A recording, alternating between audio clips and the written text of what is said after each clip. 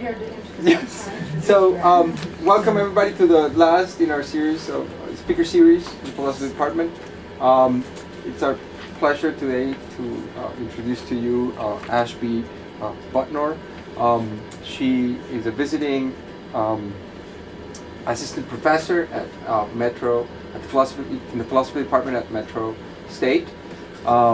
She works in the fields of comparative ethics, I think, and philosophy, and Asian philosophy, in particular normative ethics and feminist philosophy.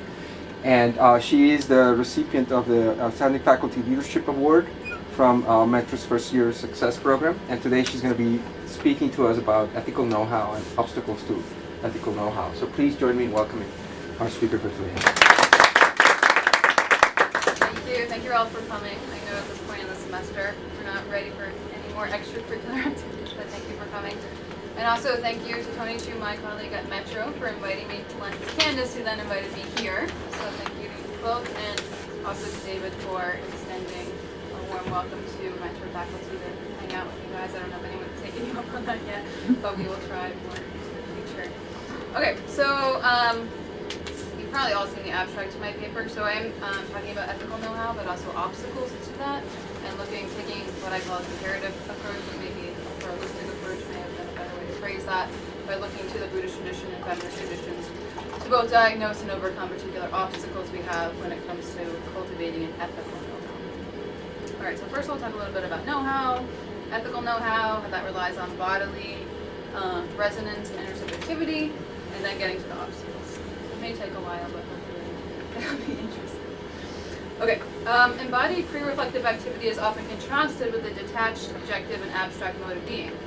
Despite the fact that we live much of our lives in a non-theoretical mode and fully engaged in our everyday lives, philosophers, us, tend to privilege human experience that focuses solely on theoretical activities such as conceptual thought, reflection, calculation, and so on. So to correct this tendency, I want to explore the possibilities of our less reflective but no less significant moments, those characterized by spontaneous responsiveness, attunement to situation, and full engagement in activity. Furthermore, I'm interested in how our immersion in what seems like thoughtless behavior can be cultivated to great degrees of skill. Skill, thus understood as the cultivation and culmination of a body, mind, environment, interaction that's aimed at particular and often good or useful or advantageous outcomes. Now, for all skills, the pinnacle of achievement is the level of expertise. And expertise is defined as a skillful, intuitive coping with the world in a fluid and wholly engaged manner. At the skill level, one is simply doing. What must be done simply is done without calculation, analysis, and comparison of a variety of possibilities. Reflection upon the activity is not prevalent. Rather, there's simply proper performance. Hubert Dreyfus explains that an expert's skill has become so much a part of him that he need be no more aware of it than he is of his own body. This embodied know-how results from the deep situational understanding of particular context, with particular opportunities, movements, challenges, possibilities therein, and this results from accumulated experience and practice. So there needs to be a holistic recognition of patterns of similarity resulting from active engagement, perceptual engagement, a bodily engagement, with the task and the environment that allows for the cultivation of expertise. Now, I say that I'm interested in cultivating skill, cultivating expertise, but really I'm interested in how we fail to do that, which I think is more interesting and perhaps more useful. So it's my claim that this kind of embodied, engaged, and pre-reflective activity, whether it goes by the name of know-how, so doing certainly is influenced here, readiness to hand, Heidegger talks about this kind of primordial being in the world, or immediate coping, that's the term by Francisco Varela. I believe all of this is ethically significant. Just as these philosophers claim that abstract reflection is derivative from a more primordial mode of practical activity, I see much ethical theorizing as a derivative form and thus secondary to our engaged ethical activity. Now, this is not to dismiss the value of ethical theory, but rather to point to the significance of much ethical action at the pre-reflective level. Perhaps the relationship between ethics and know-how is difficult to see if we use examples like Dewey's riding streetcars, or Heidegger's hammer and nails, or Francisco Varela's eating with friends, like those that don't necessarily have ethical significance. However, the ethical significance of pre-reflective activity is apparent as soon as we allow for some degree of intersubjectivity. And as soon as we realize that our environments are, in fact, filled with significant others, other people. And then I think this ethical dimension emerges much more clearly. So, this is what I want to focus on, relationships, intersubjective relationships. And I'm interested in examining those relationships at a phenomenological level. A level at which we perceive, attune, and respond to the bodily cues of another. This, however, does not and should not significantly alter our understanding of know-how. I think it's still very similar in terms of this deep situational knowing of a context, looking at a context with its opportunities, its obstacles, what have you, and the experience and practice that builds upon doing that well. So one difference, though, is that we're not merely comporting ourselves to a physical environment, but importantly another sentient being, or many sentient beings. Thus, the shared embodied resonance of that relationship is going to be paramount. Francisco Varela, somewhat contemporary philosopher, recognizes the significance of ethical know-how in our relationships with one another. He describes appropriate ethical action in terms of a flawless responsiveness. A wise or virtuous person, he says, quote, is one who knows what is good and spontaneously does it. In his thinking about ethical activity, Varela emphasizes the significance of our embodied situatedness. We rely upon our embodied awareness to tell us a great deal about our current situation, including the needs of other people. And he gives some very simple examples of where this takes place. Here's his example. He says, you're in your office, the conversation is lively, and a topic comes up that embarrasses your secretary. You immediately perceive that embarrassment and turn the conversation away from the topic with a humorous remark. So a very everyday, simple example. But he says these situations and the responses are the everyday stuff of our lives. Are skillful moving through and dealing with situations as they present themselves to us. So we can see our reactions to those situations as being called forth from the environment. And in this case, an environment primarily constituted by another person. So despite the lesser role of our critical or abstract thought, Varela claims that these kinds of situations are indeed ethical and are in fact the most common kind of ethical behavior. Now, he's saying that this kind of ethical expertise or this responsiveness is, every day. But to do that flawlessly and appropriate all the time would be the mark of an expert. We all have our expert moments, but we screw it up a lot as well. And usually by being inattentive to other. So the most distinctive component of ethics as practice, as opposed to ethics as theory, is the role of the body. The notion of ethical expertise, or any conception of ethics that prioritizes embodied activity, relies upon the cultivation of bodily skills. So ethical skills presuppose a particular embodied constitution that allows for self-other attunement. This attunement to others is made possible by a very basic sense of intersubjectivity that we share. So quickly, what I'm going to do is discuss various layers of our intersubjective experience, starting with a primary intersubjectivity, then building to empathy as emotional participation, and then talking about care as kind of physical habits, ethical habits that we develop. And I think with each layer, so these are layers that are building, not layers that we're stripping. So as we're building, I think the moral significance builds as well. They're all dependent on this notion of primary intersubjectivity. Then I'm going to discuss how our sedimented habits, and these are going to be habits of perception, habits, bodily habits, emotional habits, typically get in the way of our moral development and get in our way of responding to, attuning to, empathizing with others, and therefore get in the way of cultivating any kind of expertise. Alright, so these layers of intersubjectivity. First, primary intersubjectivity, and this is a particular term that's used to describe our basic connections with one another through a form of body reading. So this is kind of replacing older notions of mind reading as our primary way of knowing other people, such that we, try to understand their minds and predict their behavior and explain their behavior with this kind of abstract attachment. Sean Gallagher kind of works at the intersection of cognitive science and phenomenology, says, quote, before we are in a position to form a theory about or to simulate what the other person believes or desires, we already have specific pre-theoretical knowledge about how people behave in particular contexts. End quote. We attain this knowledge from our embodied engagement with others, and it comes across through things like gestures, intentions, emotions, what we see people do, what we see people pretend to do, these kinds of things. And this primary intersubjectivity is the basis for the accumulation of embodied knowledge that's necessary to cultivate our skills, ethical skills. So if we return to that example about the secretary that I gave earlier, we can see the significance of a basic embodied resonance to attain knowledge of the other and to act appropriately. So the ability to even notice the secretary's embarrassment is dependent upon the reading and understanding of subtle embodied cues, such as the reddening of her cheeks or if she's chewing on her lip, that kind of thing. So this affective and embodied knowing extends beyond propositional and expressible judgment, it's the knowing that. Rather, it's a knowledge that we attain simply by virtue of having a body, and further being attentive to the bodies of others. In one sense, we perceive others with all of our perceptive capacities, sight, hearing, smell, touch, that are often operating underneath the surface, unbeknownst to us. Furthermore, our shared understanding of embodied experience, for example, of pain, discomfort, joy, awkwardness, gives us knowledge of the other that's necessary for this kind of embodied ethical practice.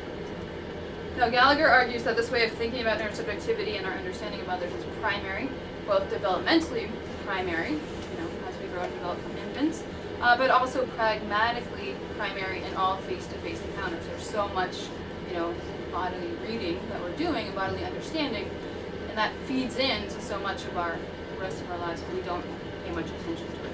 But it's necessary to attend to it if we want to enhance our ethical engagement. All right, so that's kind of the primary level, basic body-to-body resonance. And next, I think the layer of empathy would come, but here I'm just very basic notion of empathy as emotional participation. And this emotional participation is what I argue establishes an interest and a concern for others' well-being. So I see it as the basis of our morally directed perception. In the book Perception, Empathy, and Judgment, Arne Johan Vetlesen argues, quote, "To see suffering as suffering is already to have established an emotional bond between myself and the person I see suffering," end quote. So here the ability to view situations as moral situations in the first place does depend upon the moral subject playing an active participatory role in constituting the world around it. Therefore, the ethical agent must be disposed in some sense to be receptive to that and to be attuned and attentive to that. And thus we can think of the moral subject must be openly empathetic. So here's another quote from Vetlesen. He says, "Moral perception has its source in human receptivity, in the primordial capacity of human beings to be attentive to be alert to. It is thanks to this underlying active receptivity, the sensuous, cognitive, emotional openness to the world, that moral perception is provided with a direction, is tuned in to deal with specific features of specific situations." End quote. So here Vetlesen stresses the cognitive emotional activity of the moral subject. The subject must enact a particular kind of self that is able to empathize sufficiently to recognize moral saliency of the world of the environment. So here we've got the layer of primary intersubjectivity, which is the accumulation of embodied knowledge. Then we have empathy, an emotional connection that establishes moral perception. And then finally the third layer, building on that, is what I call care, generally insofar as it represents the development of embodied habits of care or ethical skills.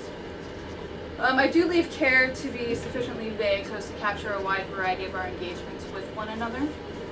Actually, one of my colleagues in women's studies, Maurice Hamilton, has this book, Embodied Care, and while much of his work derives from the care ethics literature, really looking at that phenomenological level, influenced by Merleau-Ponty, to just talk about our caring habits with one another.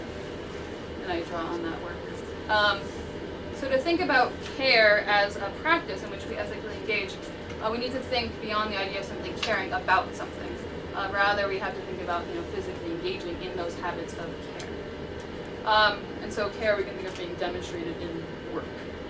Hamilton describes caring habits as quote, those physical practices of knowledge held in the body that specifically express one's caring knowledge. As a complex practice involving many different forms of expression, caring habits will consist in a variety of embodied and free-reflective activities. Some common examples, snuggling your partner, your pet, warm embraces from old friends, physically playing with children, even bodily comportments during faculty meetings can express, boredom or attentiveness or what have you, and all that is expressing some kind of care. At least he's awake. Right? The body, of course, plays a significant role in these activities, however, we often don't recognize the significance of them. As in other forms of practical know-how, the body recedes into the background of our awareness when we're fully engaged.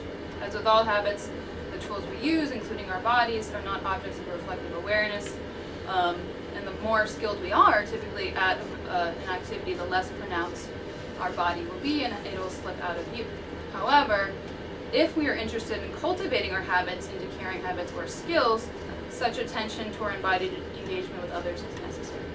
Just like if you're a swimmer and you want to, be an expert swimmer, you have to pay, very close attention to how that body is engaged. Same thing here with caring skills or ethical skills. Okay, now on to the obstacles. This is more fun. So one reason to lay out these various levels of intersubjectivity is to show the various levels at which we can stunt our moral development by remaining ignorant and inattentive to the bodily capacities and skills that are necessary for care. In other words, any one of these levels may be so restricted by our reactive patterns or our habits of perception, emotion, and action that we fail to live up to our moral potential. So I see our ability to know, empathize, and care for the other, for any others, to be constrained by our own embodiment in two general ways. And so embodiment here is used broadly. So first, our actual embodiment of particular habits, including sedimented habits of perception, affect, and action, but also the embodiment of social worlds or social embeddedness that is framed by our context, environments, cultures, and that kind of thing. So those are kind of the two ways that I'll diagnose the obstacles. So in order to address this dual problem of embodied and embedded obstacles to ethical expertise, I do take what I call a feminist comparative approach to the problem by drawing on both Buddhism and feminism. So first I'm going to turn to Buddhism to show how the dismantling of sedimented and harmful habits in the body is a necessary step in the cultivation of care. As embodied subjects, our own constitution, our own cognitive, affective, and perceptual capacities shape our ability to be perceptually receptive to our care recipients. So after diagnosing and discussing this self-perpetuating obstacle, that is us, I will highlight the role of meditative practice in enhancing our perceptual receptivity, our empathetic connections, and compassionate responsiveness.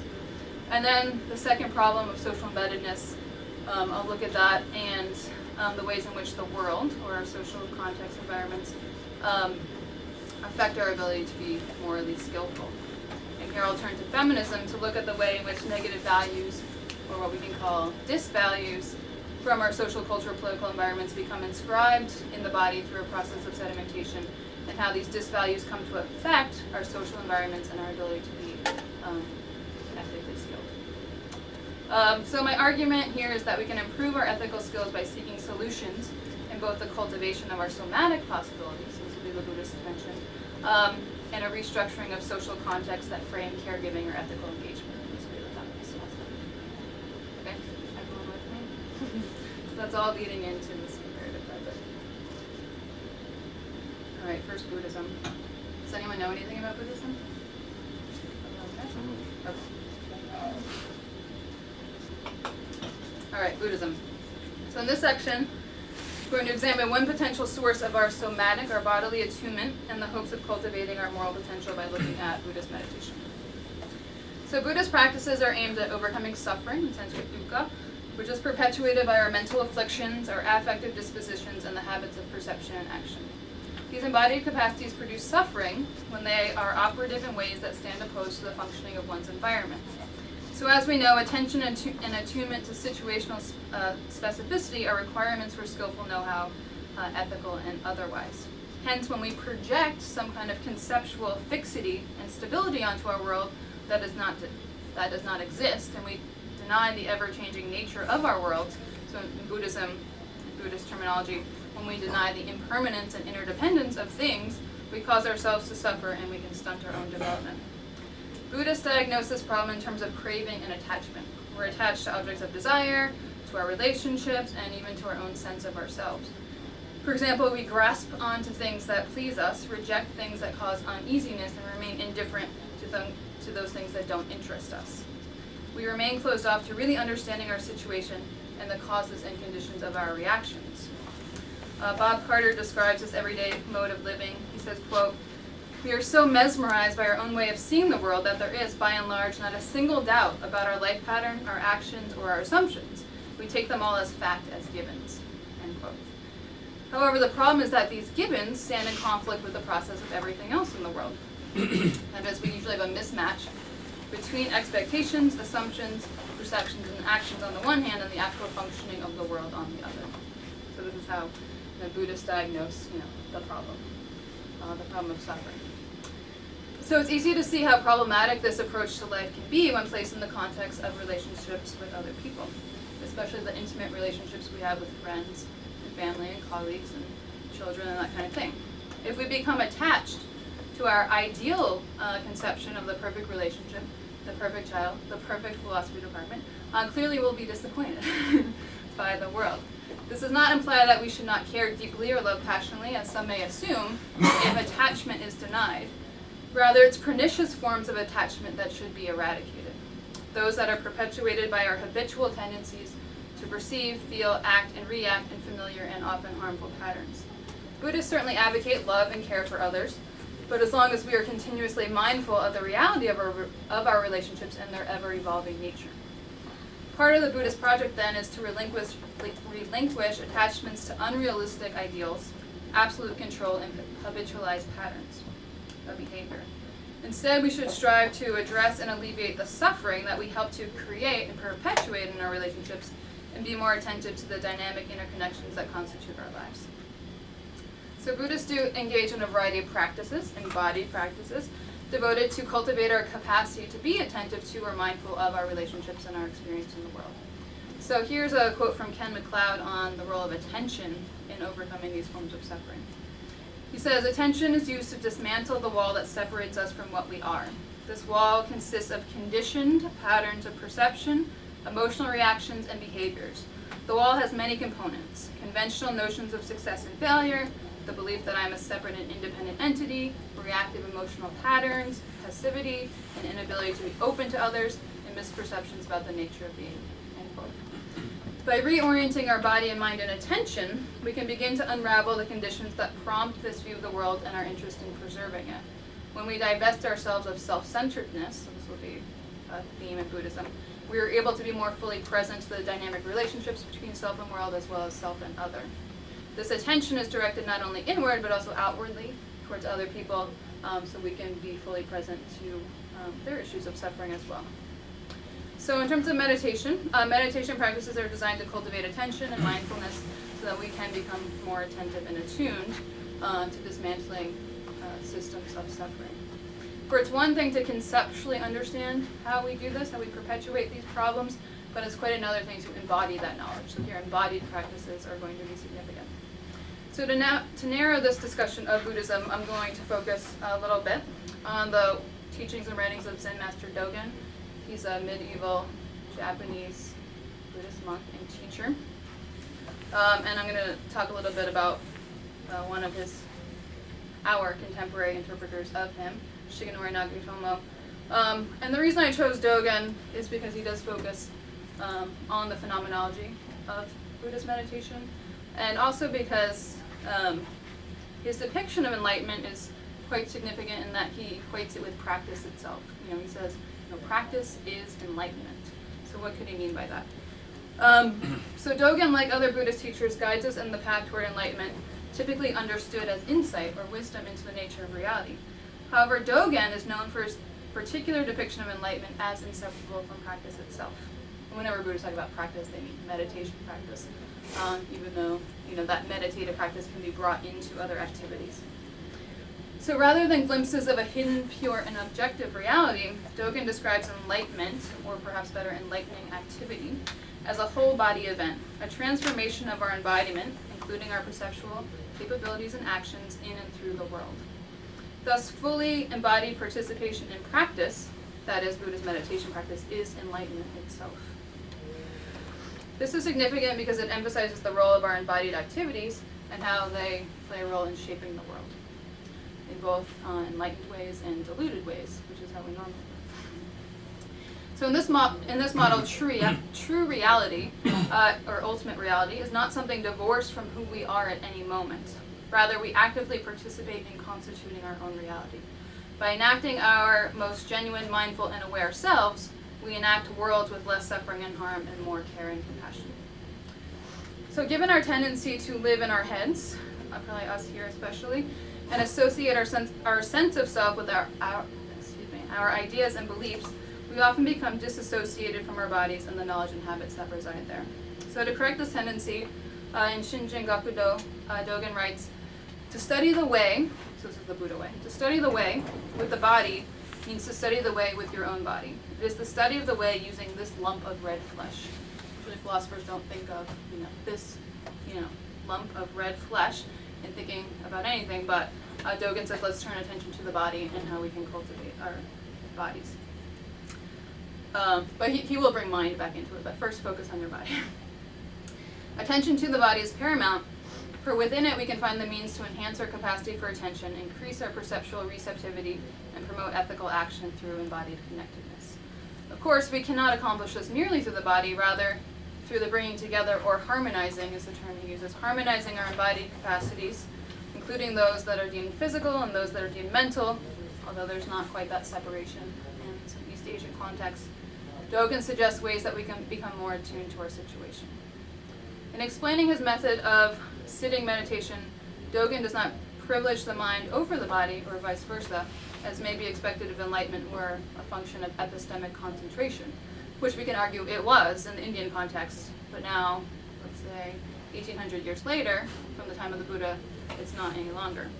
Rather, Dogen writes of casting off the body and mind, Shinjin Datsuraku, casting off the dualistic tendencies to separate mind and body. For Dogen, the mind and body are fundamentally intertwined, and thus both must be brought to bear on spiritual practice into what he calls the oneness of body-mind, Shinjin Ichino. So Dogen writes, or describes meditative practice, or this just sitting practice, as the most efficient way to harmonize body and mind. And body and mind is body hyphen and hyphen mind, just one word, shin, for body and mind. And further, to correct various hindrances and discover our new potentials. In addition to somatic transformations, Dogen claims that meditation can have serious implications for our orientation and engagement with the world. Nagatomo, so a contemporary to us, discusses the mechanisms of meditation via the following passage from Dogen. The role of Zen cultivation is to avert the path of intellectual understanding by eradicating the root of all mental functions by means of just sitting.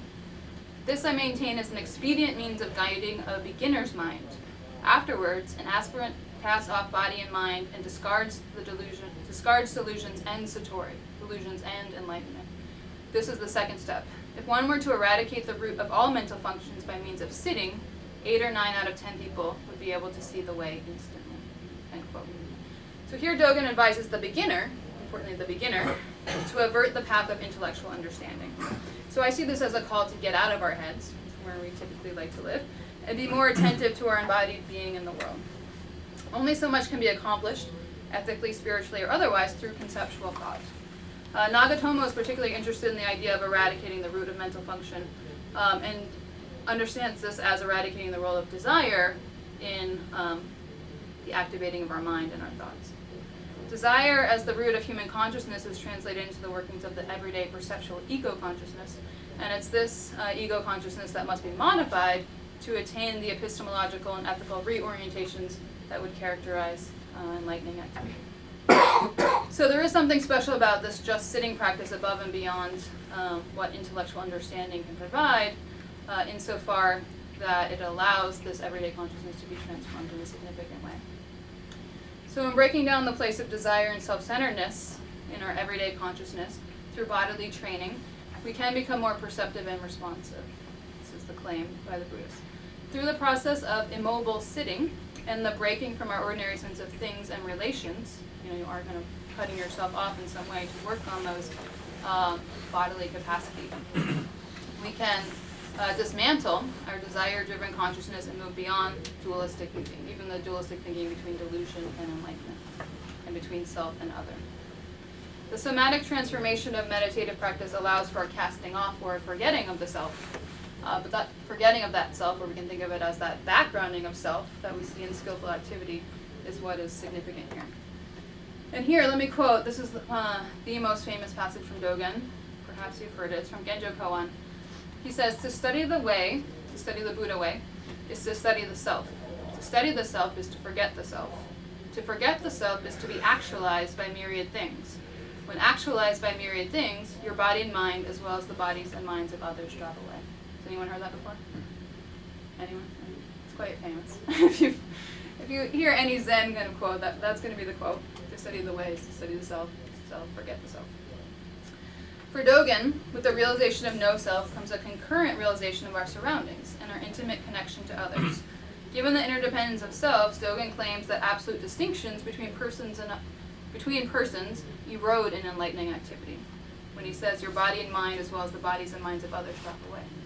So when the self as primary subject erodes, or at least goes into the background of everything, the world, including others, emerges more clearly.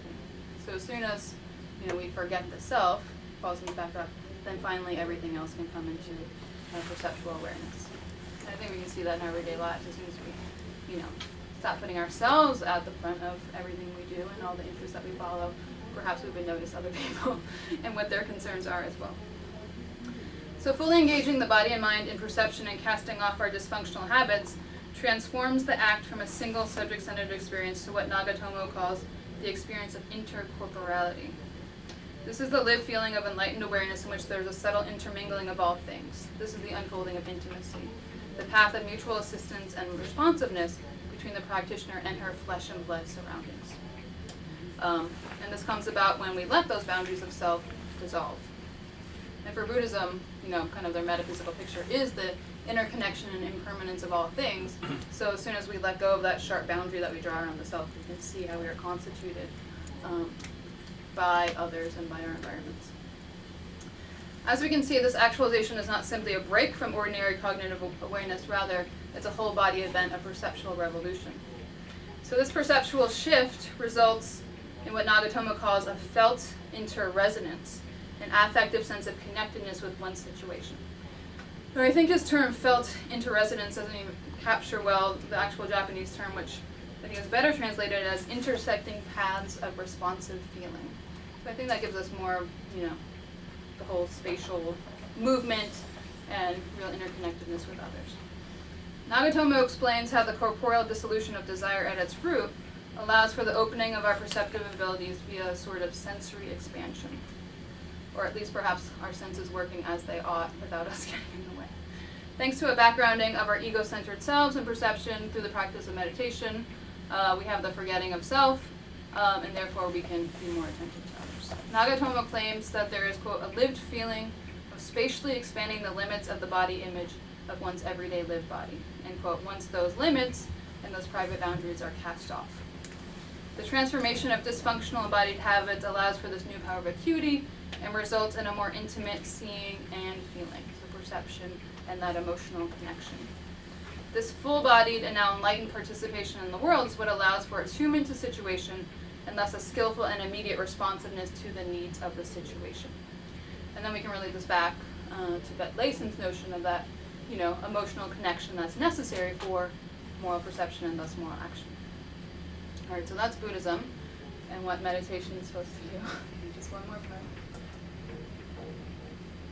So, with the Buddhism section, I wanted to consider how our perceptual and affective comportment affects the extent to which we attend to others.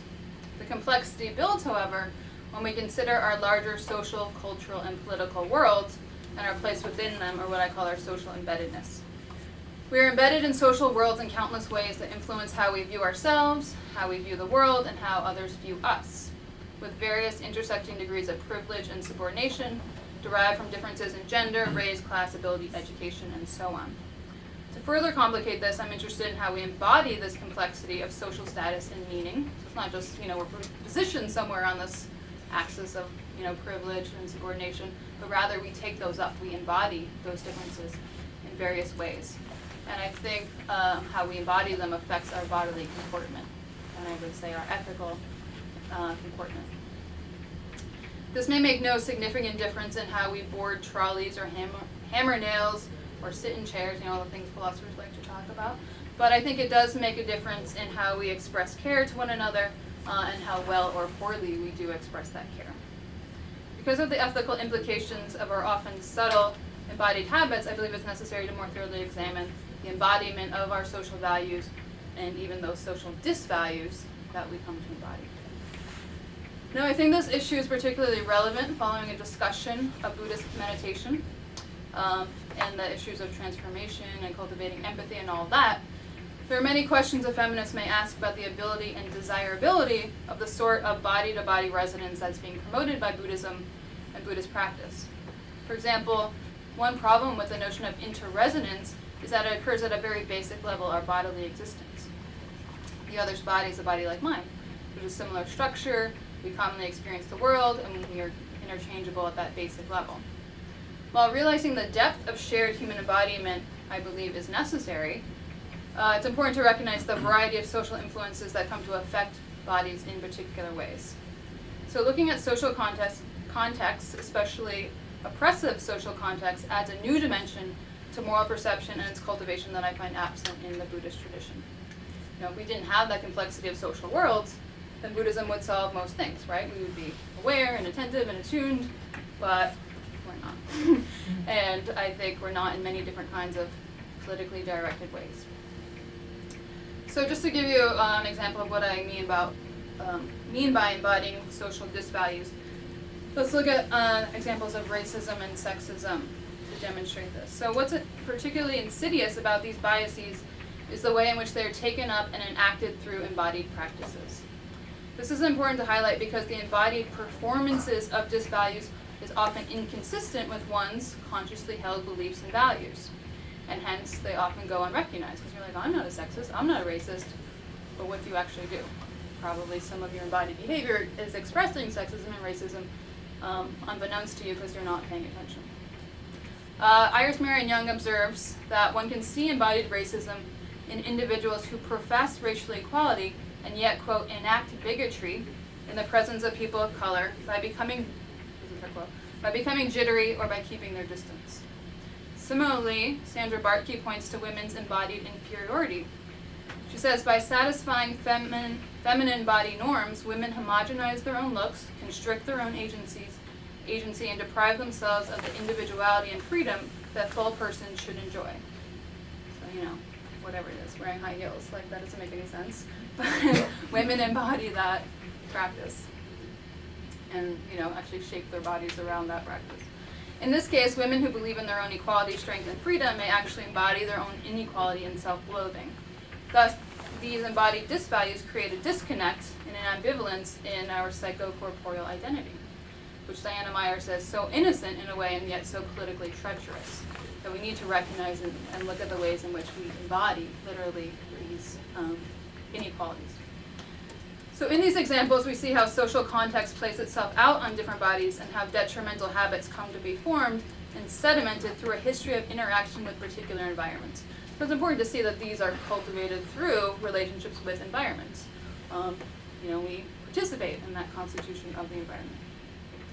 Going back to Vet Layson, who was talking about moral perception and empathy, he describes the social phenomenon and its particular influence on our capacity to be morally perceptive. He says, quote, individuals are not free to pick just any moral objects they would like. Perception does not start from scratch. It is guided, channeled, given a specific horizon, direction, and target by society. Society, not the single individual, selects the appropriate objects of moral concern and the like, other objects it rules out, conceals from view, demanding that the individual do so as well. End quote. So social values affect our moral perception and how we answer or fail to answer the demands of our environment. By unknowingly repeating the practices of prejudice, our everyday activities become tainted by these implicit biases and assumptions. For example, we may not recognize certain forms of suffering as suffering if we have been trained to be inattentive to their very existence.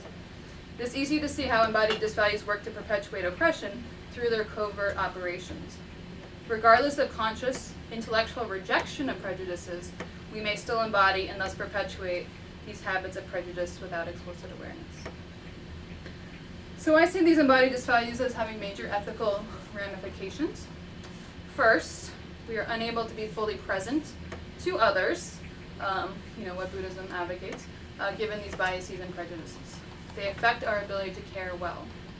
whether for ourselves, an intimate family member, friends, and strangers. In order to enact our empathetic and compassionate responsiveness, we must be able to attune with and be receptive to another. But by enacting these prejudices, we often remain inattentive to particular others and thus larger social problems. So the second point, perhaps it's more significant, is that through our performance of social disvalues, we often unknowingly perpetuate oppressive behaviors through the practice of caring for others and engaging with others. If we consider the examples of racism and sexism, insofar as they are embodied unconsciously, we can recognize these as prejudices which are taught, and which we, with time, come to incorporate. So often people who are racist or sexist or have whatever prejudices often learn them from their parents, from their surroundings, from their immediate context, and incorporate them. So, I mean, they're particularly insidious in that way. So clearly this affects our conception of care, if you think about caring for younger people, insofar as it has the potential to be paradoxical and politically dangerous. So I've got this example that I think is telling, that expresses this kind of parental care as paradoxical. And this is an example given by Ami Baran. She's a philosopher at Binghamton. And it's about her embodiment of non-caring, or what we might consider unethical habits, through her mother's sanctioning of the promotion of violent bodies. Now this example needs to be contextualized. She was raised in post-independence Israel, and clearly there was this social promotion of violence, let's say. So here's her example.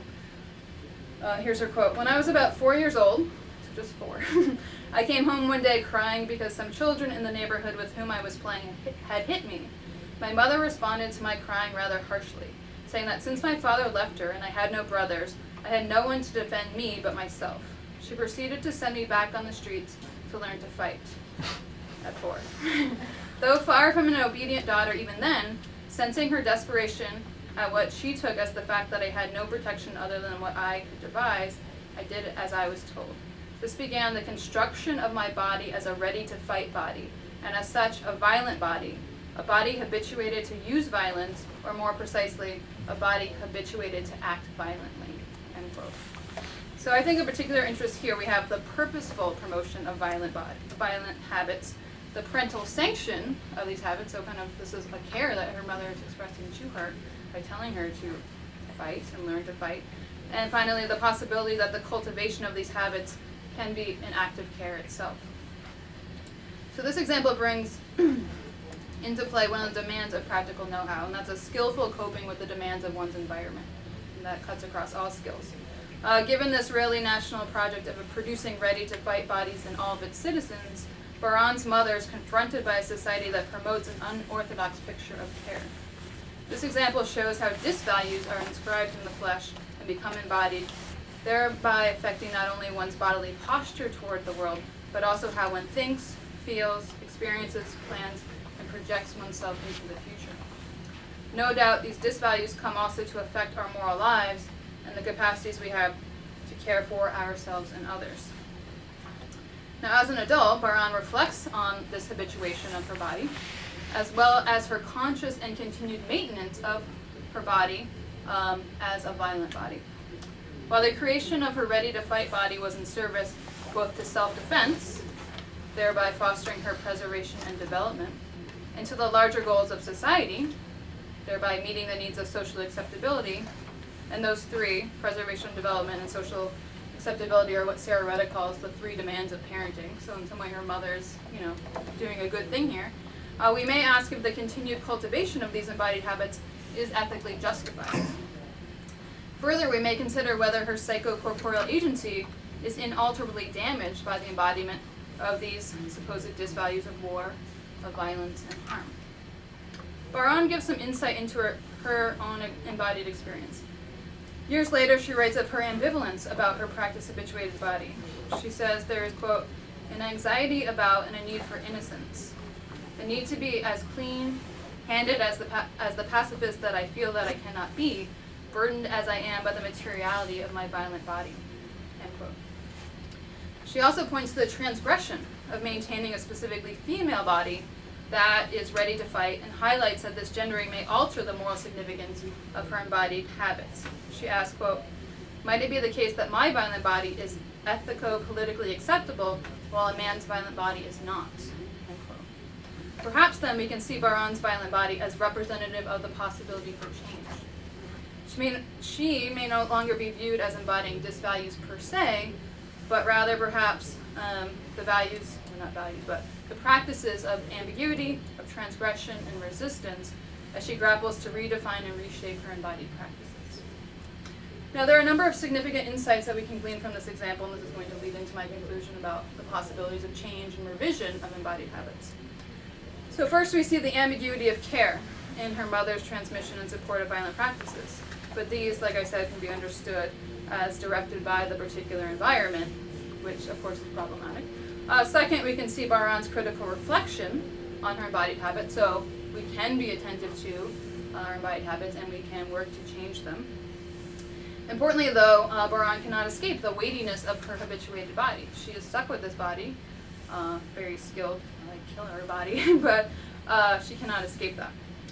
One cannot start anew simply by realizing how one comes to embody values and disvalues. Rather, like any embodied practice, one must take the time and effort to retrain various aspects of one's bodily comportment. This leads us to the third insight. In this example, we can see here the possibility of the continual emergence of meaning, including revised meanings, as one's environment and the needs of that environment change. While Baran cannot escape her body and the embodied knowledge it contains, she can work to revise the meaning and its implications for her current life and its direction. You know, she lives in rural New York State now, not in a place where she's going to have to fight all the time.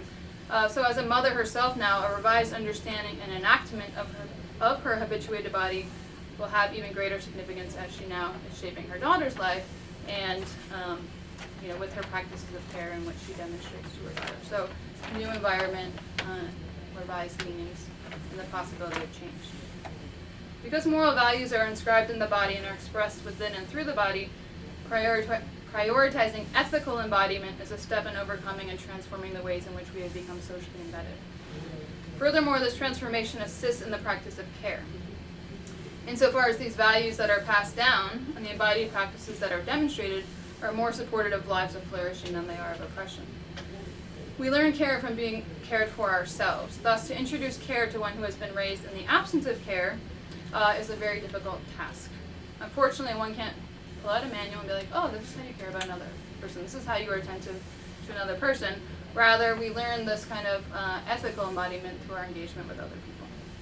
Thus, a person lacking the habits and skills necessary for a meaningful understanding of good care must struggle in an uphill battle to learn new habits, develop emotions necessary for care, and transform their psychocorporeal identity. That seems pretty hard. But though difficult, retraining and cultivating somatic potential is possible, such as the Buddhist tradition or other embodied therapies. I'm sure others can work just as well. However, one's environment must be sufficiently supportive in order for this cultivation to be realized. So, to wrap it all up, both psychological factors and social influences are useful explanatory tools for understanding moral failure, including failures to develop ethical skill. We are best able to overcome these failures by making transparent those habits of perception and action that often obscure different moral perspectives. By attuning ourselves to our own moral psychology and the social context in which our choices are framed, we will be more capable of refining our moral attention and thus our moral responsiveness. In this article, Moral Mindfulness, Peggy DeSchultes supports this radical revision of our embodied situation in the world.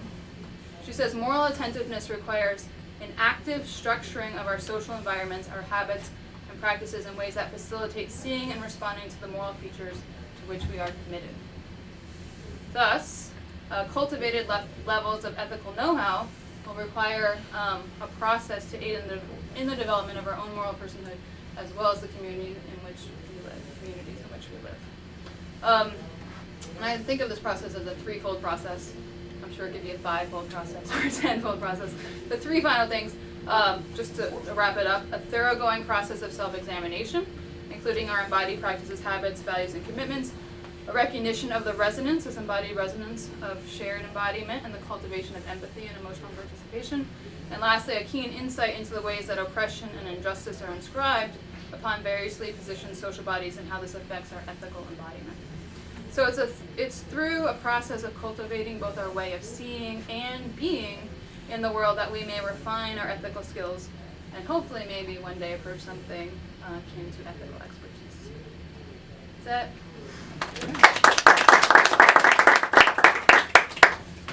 What time did we start?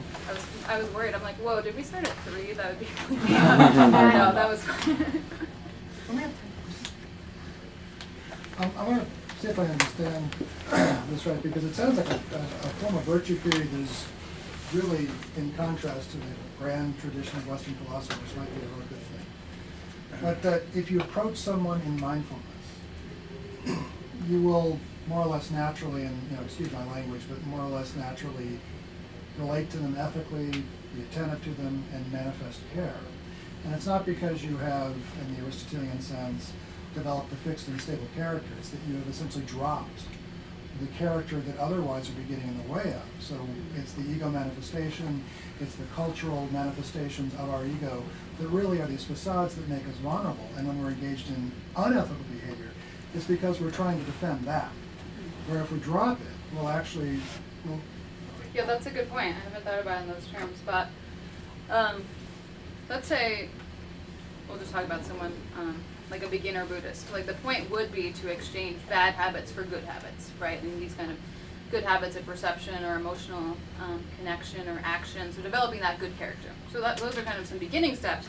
But you're right. So the more enlightened Buddhists would say, actually, it's best to drop all habits in the end. And it's only by dropping all of those habits that you can be really attuned to and attentive to and mindful of the situation, because habits, regardless of what kind of habits they are always going to direct you in a particular kind of way. Right. And our worlds are changing, they're in flux, they're unique, and those habits could get in the way.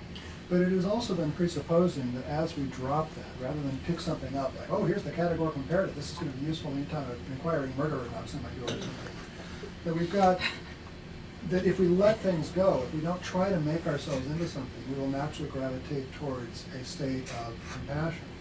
That's what the Taoists would argue. Yeah, and we're not going to argue for it, we're not going to get into a metaphysical question of whether it's there or not. It's just that if indeed you do this, you'll find yourself in that state. Mm-hmm. I'm just, it's a comment, not a...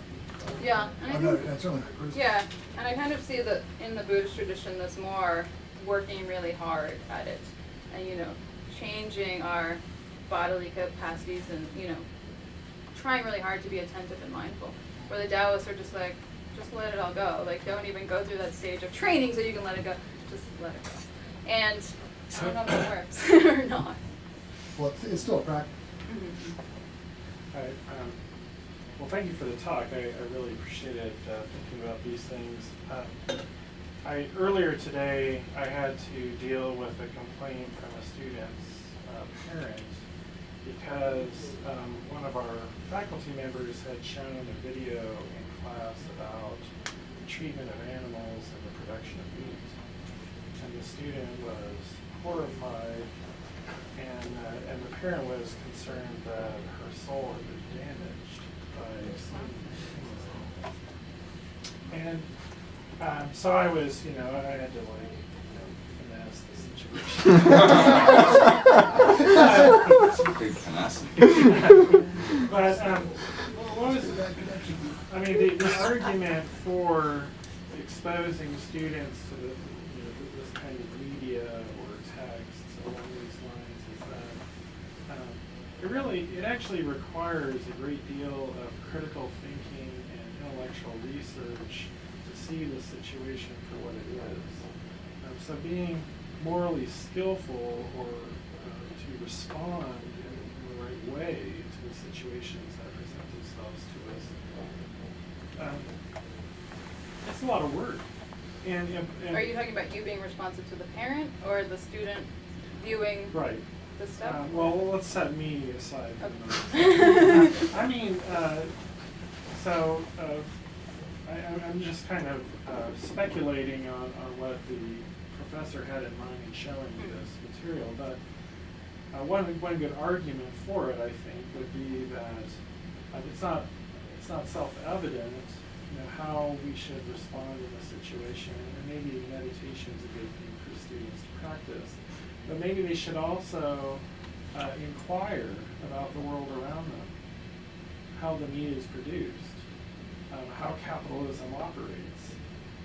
All sorts. I mean, you get into this in terms of racism and sexism, but it's not just a matter of shared embodiment. It's really a matter of hard intellectual research in order to see situations for what they are. See what I'm wondering about? I think so. So you're saying this isn't just about investigating our embodiment, but there's also this intellectual work that needs to be done. Yeah. Sure, and like I say, while I'm focusing on this, that doesn't mean that I'm dismissing any kind of intellectual work, but this is the stuff that we don't notice.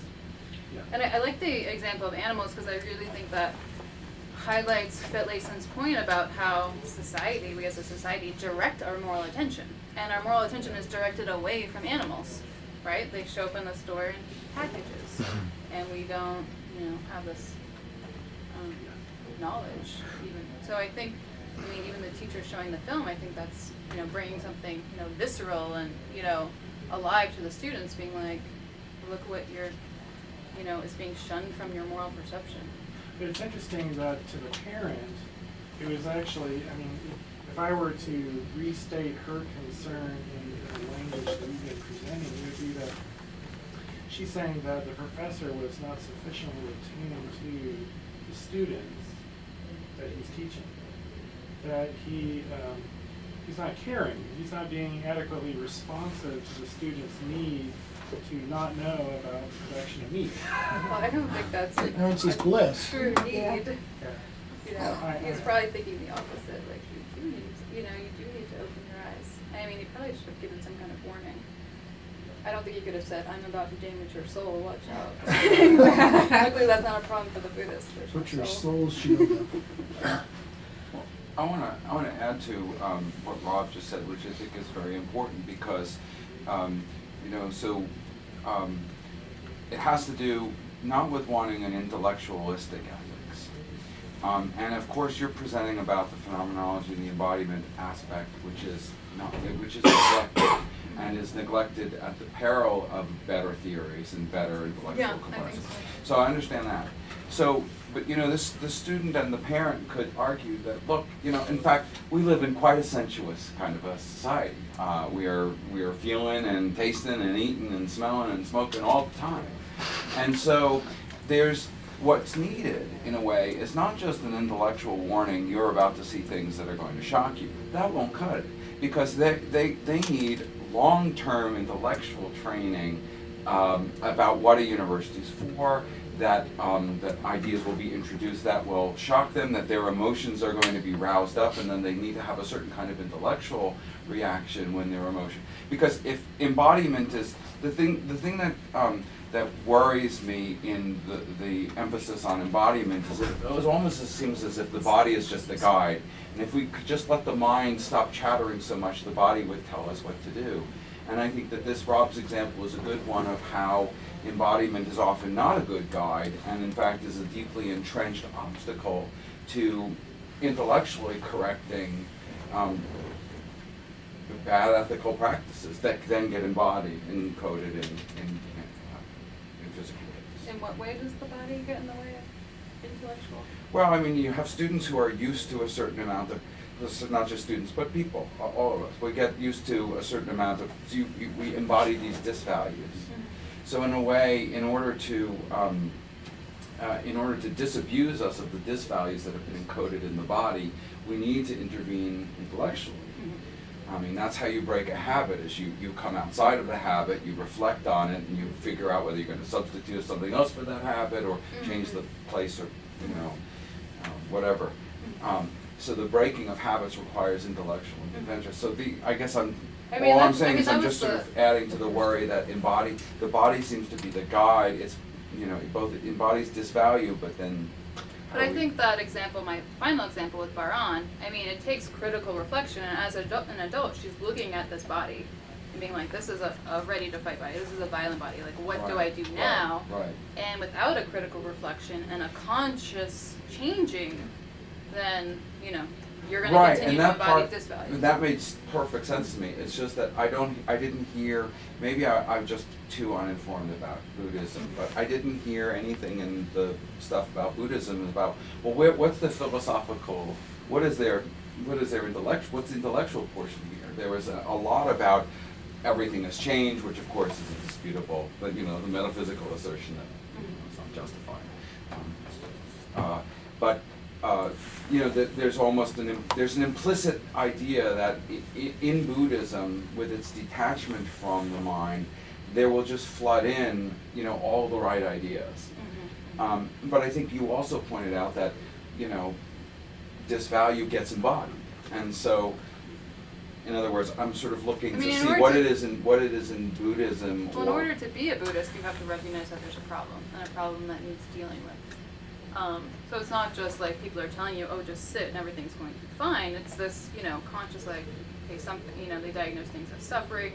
And some people, find answers to that in meditation, and also there's a very long tradition of Buddhist philosophy going on that's diagnosing different aspects of consciousness and how to deal with them effectively. So, I mean, well, again, I'm emphasizing the possibilities of meditation when we pay attention to the body, again, to harmonize body and mind. So having, listening to the body, seeing what it's telling us, but also always critical reflection. And meditation is a retraining, it's critical reflection. Some meditations are critically reflecting on questions or that kind of thing. But it's seeing how those things have to go hand in hand. But just to add a little fuel here, I guess part of what I'm seeing the debate what's going on here is that there seems to be a kind of tension between the two aspects that you want to highlight in your presentation, the sort of the Buddhist aspect and the feminist side, right? The backdrop for all this is the idea that ethical know-how is a kind of pre-reflective, non-reflective kind of thing, and that we learn important how to hone this skill in important ways by looking at Buddhism and feminist philosophy in some sense. But then there's this tension between the way you characterize the Buddhist side and then the way you characterize the feminist philosophy. So the Buddhist side is kind of it seemed to me you were characterizing as a kind of, letting go of this intellectualizing kind of process, right?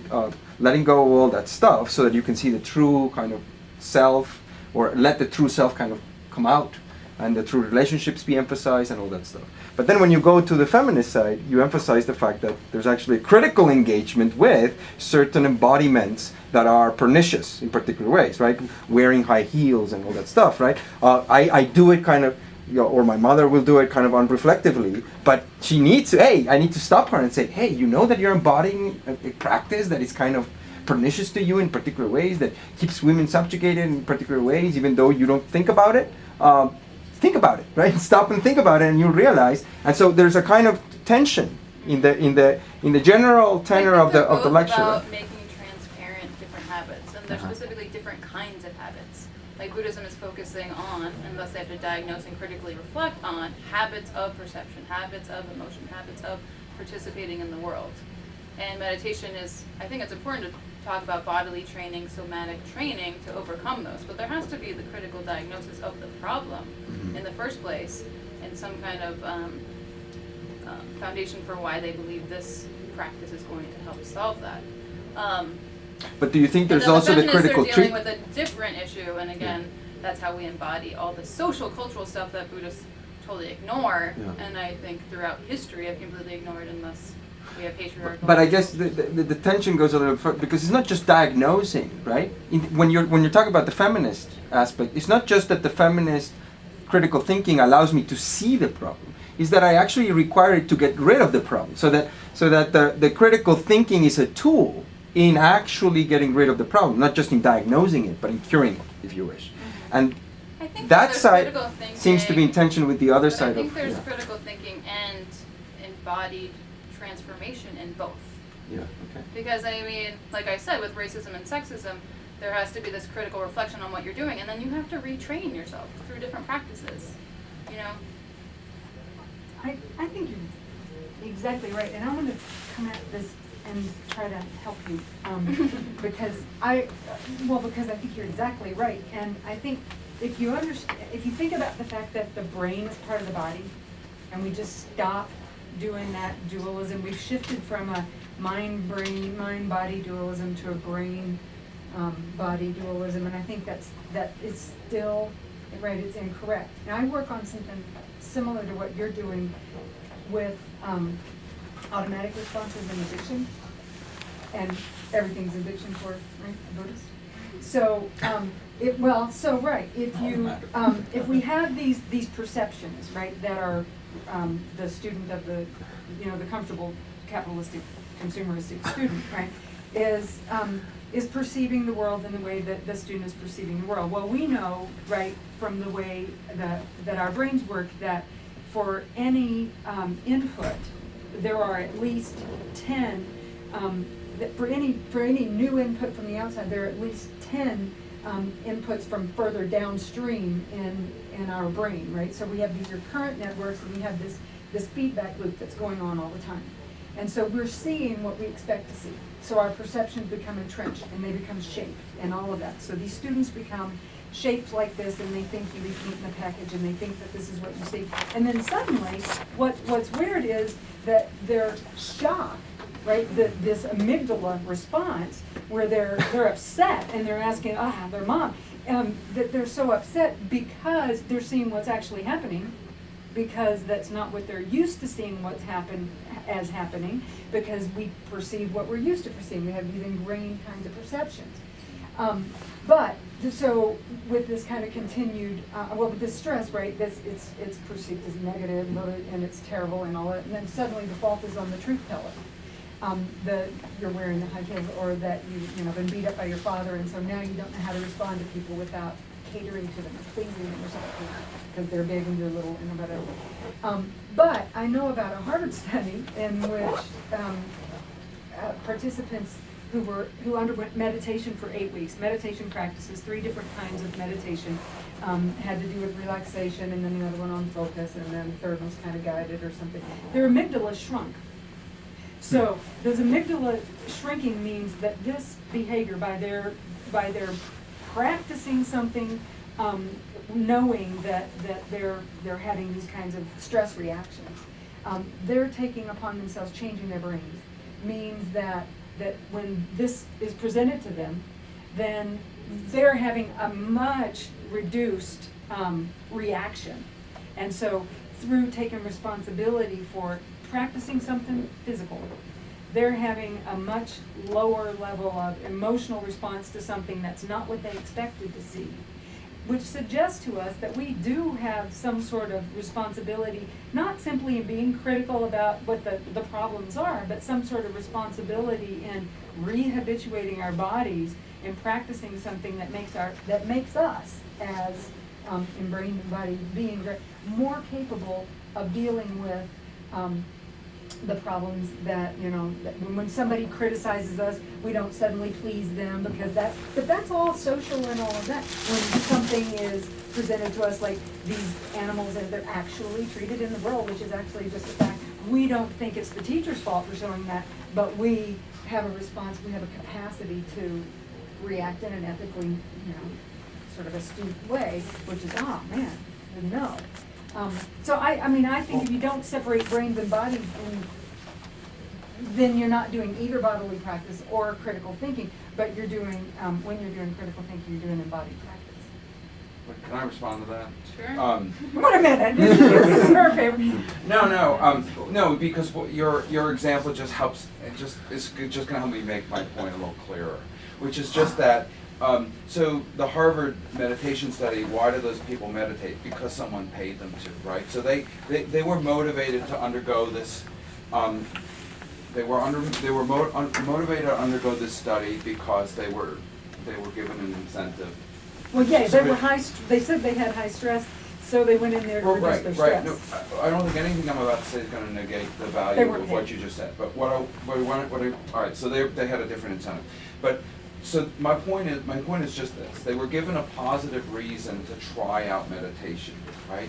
And so no one is going to try to meditate in order to reduce the amount of stress that they feel at the suffering of animals, unless they're, they need to be given some positive reason. And so, one of the things that ethics does is it gives positive reasons for ethical values and ethical positions. So you talk about, Peter Singer will talk about human suffering and then work his way to animal suffering. So you give people, and so then what you can do is you give people a positive incentive to care about suffering. And then to help them react in a more moderate way, meditation can be an intermediary phase. And then they can work their way towards that, new positive. But all I was trying to say was, and I think you answered this, which is that ethics is at least partly about giving positive reasons for different ethical positions and ethical values and so forth. And that's what wasn't as present in the Buddhists. I mean, the Buddhists brought out the value of meditation, or the methodological value of meditation, but it didn't bring out the positive value, right? Because, if you react really angrily at someone who insults you, someone could say, well, how else should I react? This is like a perfectly justified way of reacting. I'm not going to stop reacting that way. I'm not going to meditate that away. That's what I like best about myself. Right? Now, Well, But I guess I with just both barrels. presented it. what? Let them have it with both barrels. Yeah, exactly. I guess I presented it, which is often the way it's presented, is just like, we suffer, right? We're dissatisfied. We're frustrated. We want to be happier. We want, to be more at peace. And so that's like a practical reason to engage in the first place. And that's usually what, how Buddhists frame it. Like, you'll be happier. Right, but you have to, you have to somehow discriminate which sufferings to go after and how to change them. The release from suffering doesn't give you any. And it's like saying I want to go on a trip, but not choosing a compass point. I think that comes though with time. Well, I mean, it seems like it just emerges. I mean, the impression that I'm reacting against, which I think you allayed, is that it seems like it emerges from meditation, emerges from embodiment, but not a positive reason. Okay, well, I've changed my question like 8 times now, but this is really exciting. I think I'm going to go with my last question. And it's kind of taking along with Dave and Candace, where there's sort of this question of critical thought, where does it go? And it's clear that it's not separate from the body. And in that sense, you really are habituating more critical thought. Like, I think about, originally I was thinking about well, it's hard to induce someone to care about somebody telling you this is what happens to animals. And that's why it feels bad. But at a certain point, you just actually start being interested. Like, you look at the things that you haven't been habituated to not care about, to be disinterested in. And what causes that? What causes someone to say, where does this meat come from? I wonder what happens to seeds, and my waste and all of these things. Because it's much less effective to tell someone that than for them to actually seek out the information. And that seems to be the critical component, is where does critical thought even come from? How does that get habituated? And if it's both bodily, like a weird Nietzschean, like you have to suffer first before you can realize that thinking is useful, and then you can use thinking to help compensate with the suffering, and then everything gets better. But it's like this weird dialectical, so there isn't really an origin of either the critical thought or the habituation of the critical thought that allows you to do the embodiment, which lets you do the critical thought, which lets you do. But I think So Ashby's yeah. point is that the critical thought comes in because it's a Deweyan kind of probe. It's a problem. And you find that Or you're... Heidegger, there's a breakdown. Yeah, there's a I breakdown. gotta think in about sense, it now. yeah. Is there a question? No, I think we're constantly doing I both. think I had a question, then it turned And into an answer. And I think, and what was that? Oh, I had a question, but then it just answered. But I think we're always, and, they're feeding, there's a feedback loop between the engagement and, there's a breakdown with the think, and sometimes that's deliberative thinking, when you're engaged, still just kind of sorting out how you're going to continue. Sometimes it's more calculative and you're more stepping back and reflecting and then there's always the question of, well, is fully engaged thinking, is that, you know, embodied and this kind of engaged know-how, or is that actual thing? You know, so I think there's a constant feedback loop, but I think we can improve upon that feedback loop. I think it's interesting in opposition to the feedback loop of socialization, like you brought up how just in raising children and just growing up in a society where everything is constantly being reinforced. So the lack of critical thought is constantly being reinforced. And women wearing high heels is constantly being reinforced.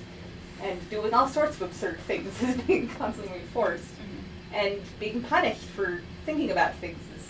And so it's like this really weird on and off switch where you're either becoming hyperbolically critical or hyperbolically cynical or ignorant or whatever. And so you've just got all these extremes of people going out into the wilderness. I don't know how those meet up and how you would even approach crossing those lines of becoming more and more habituated into disinterestedness and being more and more habituated to critical thought. Well, like I've said, get this feedback loop from our environment. So, I mean, first recognizing the problem, being critically reflective on our situation, and maybe seeking better environments, you know, colleges, universities, smart people, reflective people, meditative communities, spiritual communities. I mean, I think the people that we surround ourselves with greatly, like I've said, influence our embodiment and our way of seeing and perceiving and that kind of thing. So I think just making transparent our very environments, being critical of those environments, and perhaps seeking, you know, environments that are fostering, you know, critical insight, wisdom, compassion, these things would be a good beginning. You know, if we're constantly surrounded by just mind-numbing things, it's not going to contribute to anything really, except mind-numbness. I'll do my best here. I don't know. I'm not trying to be I'm trying to be crude. What's your view on psychiatry with regard to this paper? What's that? What's your real view on psychiatry with regard to this paper? Does it seem I to haven't be really thought much about about care? What's that? I haven't thought much about psychiatry. Well, okay. I mean, it covers all. Psychiatry covers this area. Many ways with therapies and so forth. I mean, I've often wondered about the question, what, you know, if people are hardwired and their brains are hardwired in particular ways, I bet you can speak more to this. Like, are these, whether they're meditative or what have you, can those actually be helpful in cultivating ethical know-how, or do we need some kind of hardwiring change, whether it's through pharmaceuticals or what have you? I think you know more about this kind of stuff. It's difficult with both, I People imagine. always reach. Brain As far is as now, they highly, use highly both, plastic. But I'm saying, if, you know, someone comes into the world with a brain that's, you know, let's say they're a sociopath, Mhm. do you think, what would you do There's- with a sociopath? Send Yeah. them on. There's very little you can do. There's been some, oddly enough, biofeedback with brain feedback that is feeling emotions and keeping a flame that it's like a virtual flame on a computer screen that had some success at getting some insula activity, which is where our sort of empathy is. They can get with They some found it? They with found some, empathy? with some Oh, good. well they found a correlation Okay. between activity in the Desiccated. insula and Desiccated. you know, correlation. Sure. But yeah, so there's been some small success with sociopaths in developing some empathic or empathetic response. So it's through a biofeedback kind of activity where when their insula lights up, right, when they're in insula, that shows oxygen activity, there's an increase in a flame on a computer screen, and so they can direct, they can learn to manage to heighten activity in the insula in some sociopaths, so that they can have some brain activity in the place that's correlated with our empathy responses, but it's very difficult with sociopaths because you have to get them to care enough to go sit in the chair. And Jim had a question too, one No, it's related to that, actually. I was wondering about what you think the role of intentionality is in what you might call ethical behavior. And I'm thinking not of the hardened criminal doing something that everybody would consider heinous, but some small people that are rude, people that aren't good, they're not good at reading faces, so are they unethical if they do things that make you feel bad because they've turned their back on you while you're talking, or small things like that? Yeah, I do think those are ethically significant, and that's one point that I was trying to make, is that we don't pay attention to all those bodily things, but I think they're very telling of our ethical relationships with other people. And the fact that Elle's sitting right here, I haven't really been looking too much at her. So I do think it's rude if we're like constantly like turning our backs or interrupting or being rude or what have you. I think those are ethically significant in many ways. And I mean, wouldn't you say like the rude colleague, there is something not good about No, I don't doubt it, but when it's somebody that's sort of not quite sociopathic, but I mean, kids who have been abused as children, they're quite often not very empathetic, and they just, you can't see, I mean, you can give therapy for years, they don't seem to be able to gain that empathy. Sometimes they learn it intellectually as they pay attention, but it's not something they feel. It's something I see if I do this, the calculus is that'll have bad consequences, and if I can think fast enough, I won't do that. But it isn't something that they've learned. Yeah, and that's why, I emphasize care, and especially care for children. If we screw that up, then it seems like we reproduce the problem tenfold, and it just keeps carrying on. And it is extremely difficult to retrain, to learn empathy, I think we're being rude to Sam. Oh, no, it's okay. I was wondering if Buber might be useful in this. He makes the distinction in I Thou between the I-it relationship, which is the natural relationship with an object, which he even says it's not even a relation because there's no between there, it's all in one direction, versus the I-you relationship, where there's really a between there. You see the universe in light of the thou, and you in light of the thou and everything. So whether you're relating to yourself, because we're really talking about someone not just being skillful ethically on their own in a cave somewhere, but it's always in a relation. It's in a relation with somebody, it's in a relation in the moment with someone, with themselves, perhaps even with the animal. That you have this relation between, as opposed to this just I-it relationship. And it's kind of an intersection, if you will, between Merleau-Ponty bringing the body in, but also the notion of the other as being part of the essential component of a relationship between. If I regard them as an object, there's no relation. If I invite them into an I-thou relationship, which it's difficult if you're the chair and you've got a screaming parent on the phone, but they're obviously relating to you as an object. You're relating. They thought your teacher was relating to the class as an object, or what have you. But the I-thou relationship being a different type of relation, the one that requires the appreciation that the other can actually reciprocate in that offering of that relation. Yeah, I haven't looked at Buber. It actually reminds me of the work of Watsuji Tetsuro, which is a contemporary Japanese thinker from early 20th century. And his whole notion of ethics is it's grounded in the betweenness, so it sounds very similar. Yeah. So yeah, I think that would be useful. We are just at the end of our time, so if we have more questions, we can talk to Ashley during while she's trying to go pick up a child and go her life. Can we thank our speakers? Yeah, thanks so much. Was John Stuart Mill's ethics that made me into a chemist. I'm actually editing a book on feminist What? narrative, so Hobbes' ethics turned me into someone that likes beer. I mean, it's all like ethics. That's a better There was why did they make them watch Seinfeld? Yeah. There was actually a Women funny New with, Yorker piece about they showed problem who embodies maybe self-loathing, not even Seinfeld while or expressing their own Asperger's, but sense of they equality. showed yeah, them that's, Seinfeld. And They there's all related to had Seinfeld and lunch Curb with Your one today Enthusiasm about who told me missing that, social cues and saying she the had wrong this whole thing. problem. And